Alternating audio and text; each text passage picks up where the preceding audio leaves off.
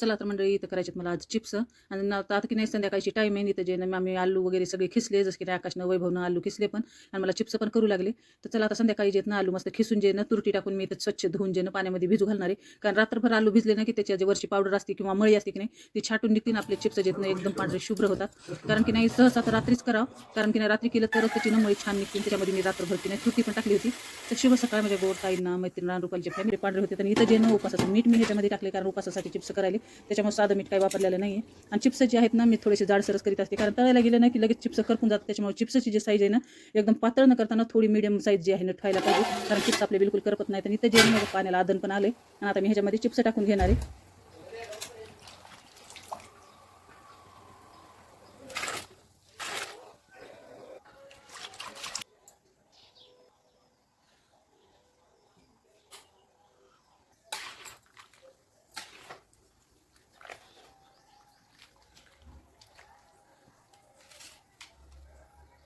आणि चला म्हणजे की नाही आलू चिप्स शिजले तर कशा प्रमाणामध्ये मी शिजून घेते ते तुम्हाला दाखवत आहे. तर हे तर चला संध्याकाळची टाईम आहे. तर चिप्स जे म्हणजे मस्त लुसलुशीत असे वाळून जर गेले तर कसे झालेत काय नाही ते तुम्हाला दाखवते तळून.